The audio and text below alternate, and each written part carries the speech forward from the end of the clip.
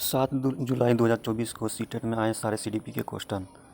छात्रों के विविध समूह को पूरा करने के लिए निम्न में से कौन से सांस्कृतिक रूप से उत्तरदायी शिक्षण का सही वर्णन है? तो इसका आंसर हो जाएगा सुविचारित, अनुकूलित और विभेदित। मानवीकृत नहीं होगा, तो इसका आंसर बी हो जाएगा। सही आंसर ये है। ठीक है, दूसरा क्वेश्चन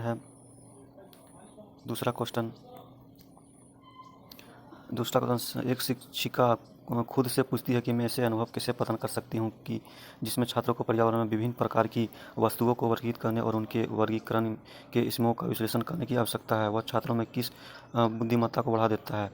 तो 2 का आंसर 2 हो जाएगा। इसका सही आंसर 2 है। यही है सही बोर्ड की तरफ से। तीसरा क्वेश्चन है, शिक्षक के विद्यार्थियों के बीच बहस, चर्चा और सहयोग प्रोत्साहित करना। ज्ञान उत्पादन एक निष्क्रिय प्रक्रिया है। सामूहिक गतिविधियों का संलग्न अर्थपूर्ण अधिगम में बाधा डालता है। 3 का आंसर हो जाएगा एक सही है और बी गलत है। ये सही हो जाएगा। अगला क्वेश्चन लेते हैं।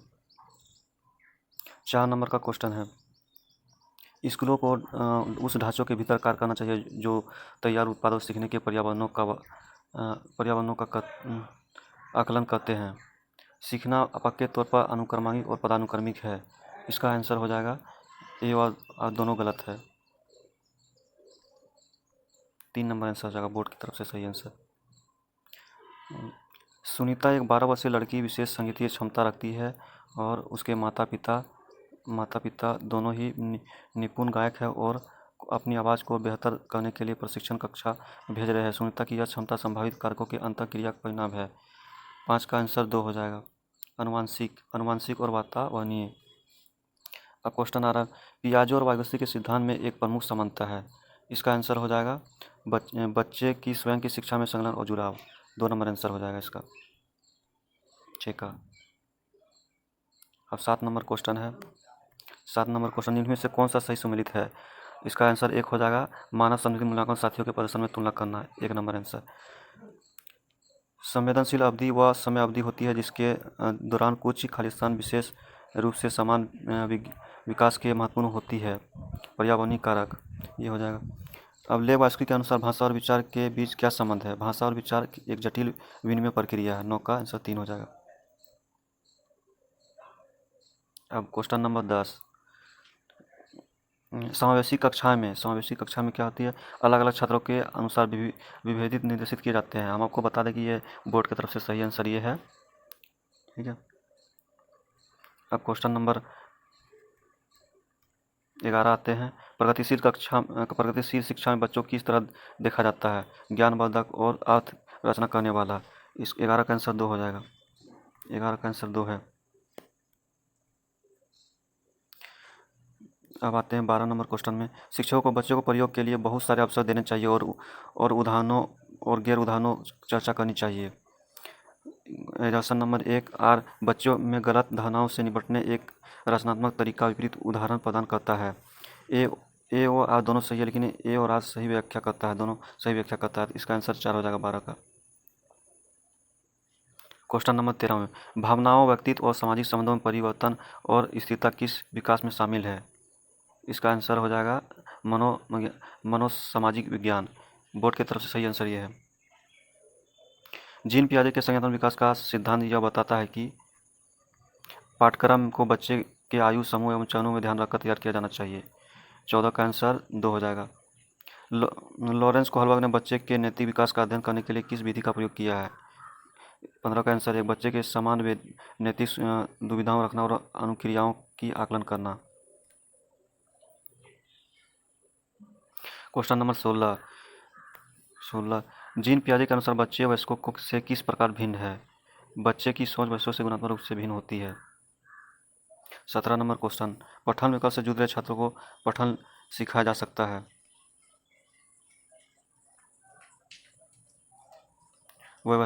इसका आंसर हो जाएगा व्यवस्थित ध्वन्यात्मक प्रशिक्षण के माध्यम से।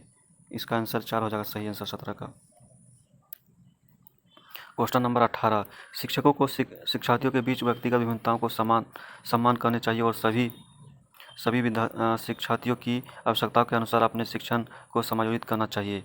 आंसर नंबर 1, शिक्षकों को विविध पृष्ठभूमि के शिक्षार्थियों को पढ़ाते समय उनके बीच सहयोग, समूह कार्य और बातचीत से बचना चाहिए।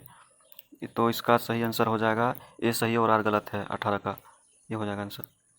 क्वेश्चन नंबर 19, रमा एक शिक्षिका है जो वाइगोत्स्की के सिद्धांत को अपनी कक्षा में लागू कर रही है और वह एक चुनौतीपूर्ण कार्य को पूरा करने के लिए अपने छात्रों को समूह में कार्य करने के लिए नियुक्त करती है। कार्य के दौरान एक छात्र एक महत्वपूर्ण संकलन को समझने के लिए संघर्ष करती है। रमा के लिए इस छात्र की मदद करने का सही प्रभावी तरीका क्या होगा?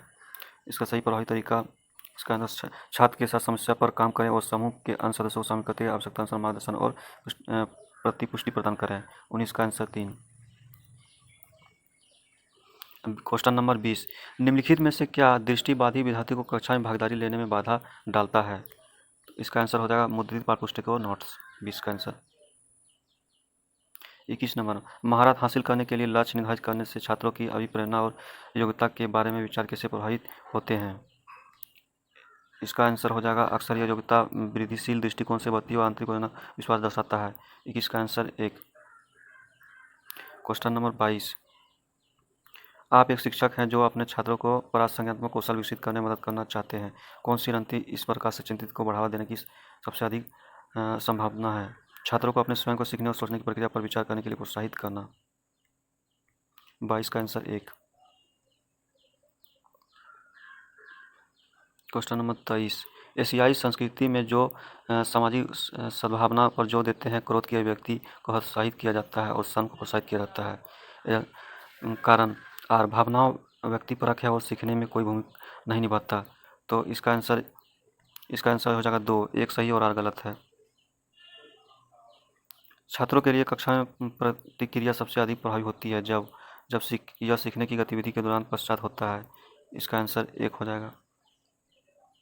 क्वेश्चन नंबर 25, रचनावादी शिक्षक विद्यार्थियों को खाली स्थान अधिगम की ओर ले जाता है। खोज आधारित।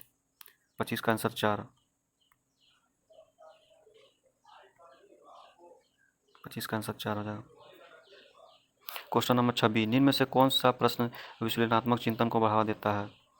तो भारत में जनसंख्या की वृद्धि के कारण ये हो जाएगा। क्वेश्चन नंबर 27, क्वेश्चन नंबर 27, किस अधिगम की रणनीति में बच्चे द्वारा समूह को सिखाना शामिल है जो उन्होंने सीखा है? पारस्परिक शिक्षण। 27 का आंसर 3 हो जाएगा। 28 नंबर क्वेश्चन, निम्न में से कौन सा कथन 28 का क्वेश्चन, निम्न में से कौन सा कथन संलग्नता संदर्भ में सही है? संलग्नता एक तांत्रिक विकास। 28 का ये हो जाएगा आंसर। 29 का, किशोरावस्था के दौरान जेंडर 29 नंबर क्वेश्चन, कि किशोरावस्था के दौरान जेंडर अपेक्षाओं के अनुरूप स्त्रीत्व पुरुषत्व परंपराओं का पालन करने के लिए दबाव बढ़ जाता है। जेंडर और जेंडर भूमिका जैविक रूप से निर्धारित हो जाती है। तो इसका आंसर हो जाएगा एक सही और आर गलत है। क्वेश्चन नंबर 30, विद्यार्थियों को समालोचनात्मक चिंतन को विकास करने के लिए शिक्षक को ऐसे सवाल देना चाहिए जिससे निष्कर्ष और व्याख्या शामिल है। तो दोस्तों बता दें, मैंने भी सीटेट का एग्ज़ाम दिया था, जो कि जो सही आंसर था सीडीपी का वो मैंने बता दिया आपको। ठीक है, थैंक यू दोस्तों।